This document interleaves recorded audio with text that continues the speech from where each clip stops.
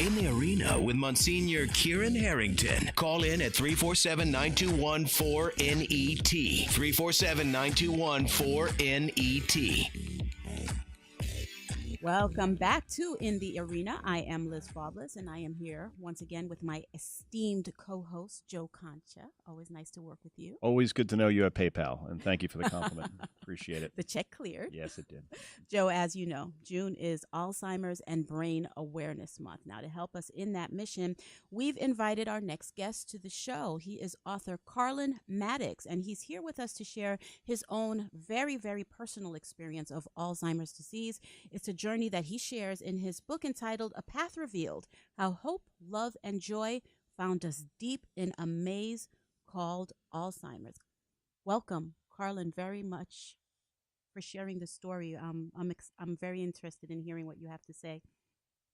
Thank you, Liz. Thank you, Joe. It's good to be with you today.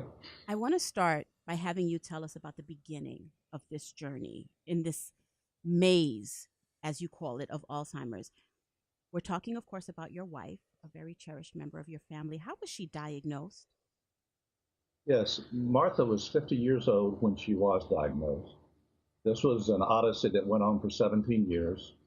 She was diagnosed in September of 1997, and we began to see something going on about a year before Martha was diagnosed. She was running for an open seat in the Florida State Legislature.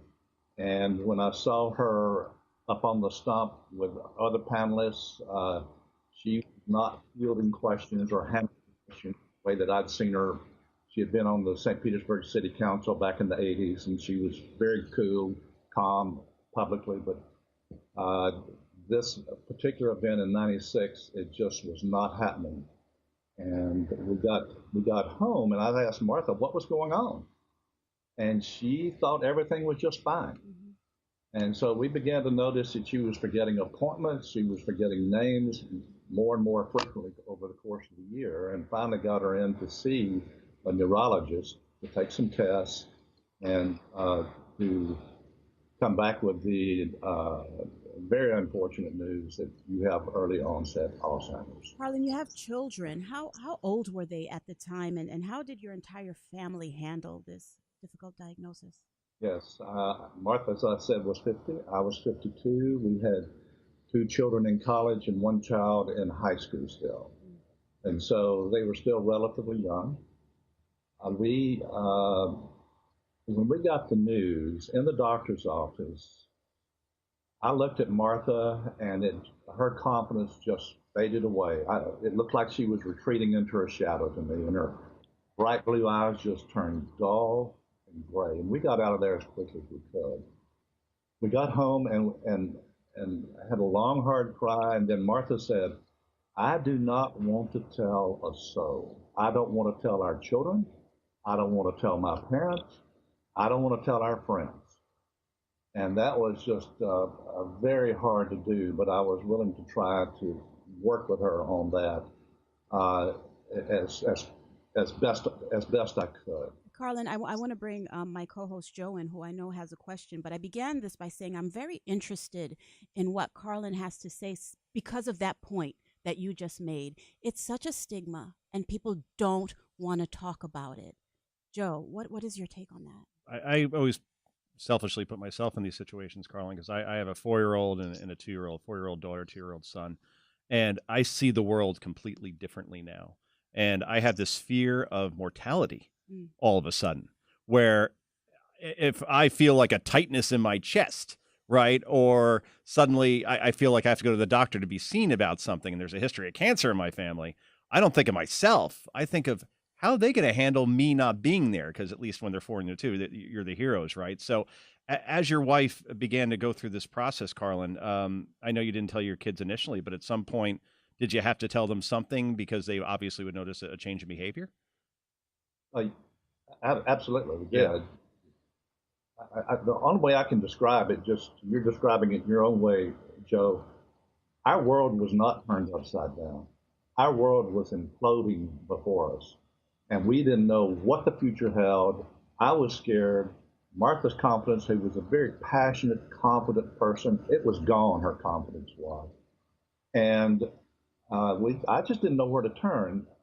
When, to get around to the children in just a minute, when we got home, after Martha said she didn't want to tell anyone, there was one person that she was willing to tell, and that was a friend and a retired Presbyterian minister. And we called Lacey Harwell over to the house, and he came the next day.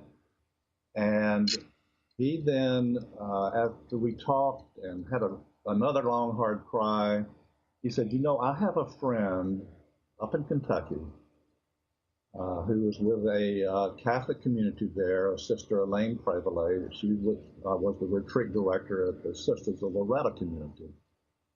He said, "I have sent a lot of my friends and members of my congregation to visit with her who are going through a crisis. I would strongly urge you to go." And so before we went, and I had to tell our daughter in high school just what was going on and why we were doing this. She was the one who was closest to the problem at that point. And so we told her first. A few weeks after our visit with Sister Elaine in Kentucky, we went up to North Carolina where both of our children were in school. Our daughter Rachel came over from Chapel Hill to Davidson where our son was. He had a swim meet. So at the appropriate time, Martha agreed we would tell them there. And that was obviously a very upsetting moment for all of us at that point. Carlen, at any point during this crisis, did your faith ever suffer?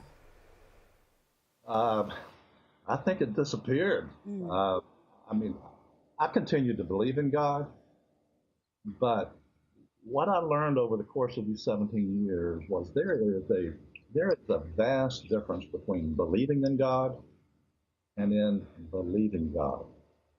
And I didn't believe that we were being loved by our Creator. These symptoms are just too volatile. They just up and down, in and out. You get settled in on one, and then something else shows up. And so I did ultimately experience in a very deep way, deep in the marrow of my bones, God's love for me and for Martha and for our family. But it took a long while to get there. I'll bet. And can you tell us a little bit about the disease, Carlen? I mean, how many people in the United States are actually diagnosed with it? How many are affected by it? And most importantly, and I'm sure you've done a ton of research on this, I know I would, are we getting any closer to any kind of cure or better treatment of it? Right now, the latest statistics I've seen show that there are about 5.7 million people who are diagnosed with this, but they think a lot more people have not been diagnosed with Alzheimer's than 5.7. A total of 22 million, when you include the family caregivers, a total of 22 million are diagnosed with this. That's expected to grow. It's growing in epidemic proportions. It's expected to grow to 28 million within 7 years unless there's some kind of intervention.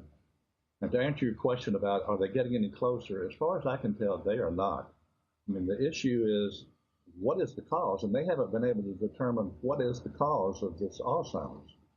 And I think one of the reasons that the growth is happening is there are so many baby boomers who are moving into retirement age. And so that's having a direct impact. People are living longer. That's having another impact. So they're spending a lot of money, doing a lot of research, but they're just not getting any closer. Carlen, if I read in the paper that this approach seems to be working with Alzheimer's, I go immediately to the bottom of the story and I say, well, it's still at the mouse stage right now, and it's not any closer to the human experience. Carlen, in the time we have left, can you talk just really briefly about some of the difficulties that caregivers face, and what more can a caregiver do for a loved one? Some of the problems are just the volatility.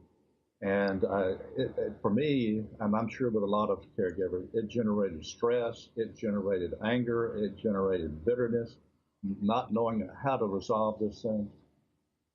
The several things that I had to learn. One was I really had to ultimately figure out a way to allow some resource, as in God, greater than me, to lift us up above these symptoms.